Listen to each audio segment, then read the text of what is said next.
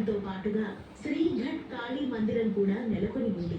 ఉజ్జయినిని ప్రాచీన కాలంలో అవంతిక పట్టణంగా పిలిచేవారు. ఈ పట్టణంలో అడుగడుగున ప్రాశస్త్యం గల అనేక దేవాలయాలు దర్శనమిస్తాయి. స్కాంద పురాణంలో అవంతిక పట్టణ వర్ణన ఎంతో శోభాయమానంగా కనిపిస్తుంది. గఢకాళి మందిరాన్ని అవంతిక నేలిన రాజులు పునరుద్ధరించినట్లు స్థల పురాణం వివరిస్తుంది.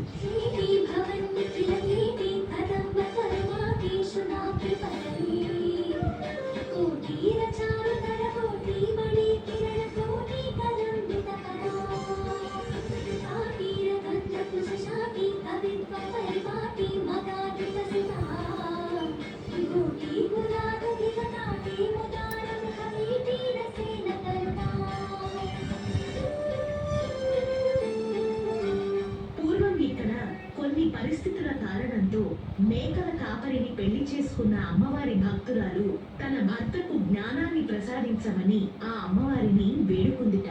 దాంతో అమ్మవారు ఆ మేకల కాపరి నాలుక పైన బీజాక్షరాలని లిఖించారట. అప్పుడు ఆ మేకలు కాచుకునేవాడే కాళిదాసుగా రూపాంతరం చెందాడు. ఈ ఘట్టమంతా కూడా పట్టణంలోనే జరిగింది.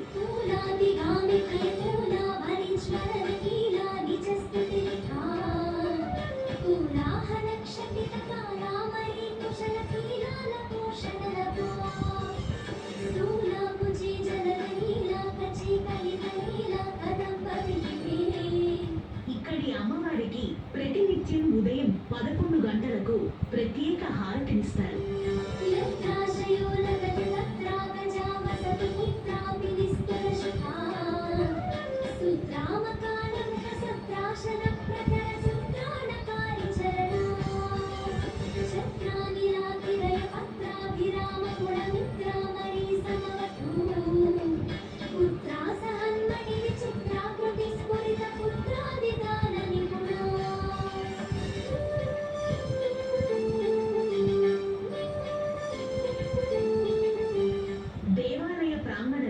కొలువై ఉన్నటువంటి కాలభైరవుడి విశిష్టత ఏంటి అంటే ఇక్కడ భక్తులు స్వామివారికి మద్యాన్ని సమర్పిస్తారు.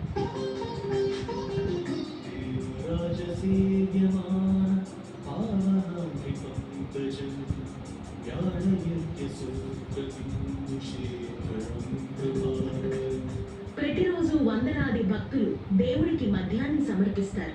భక్తులు ఆ మద్యం బాటిల్స్ ని పూజారికి అందజేస్తారు. పూజారి గారి saucerలో మద్యం పోసి ప్రార్థనల అనంతరం దేవుడి పెదవుల వద్ద saucerను ఉంచుతారు. ఆయన ఆ ప్లేట్ ను వచ్చినప్పుడు కొంత మద్యం అదృశ్యమవుతుంది. అలాగే సీసాలో 1/3 వంతు ప్రసాదంగా భక్తుడికి తిరిగి ఇవ్వబడుతుంది.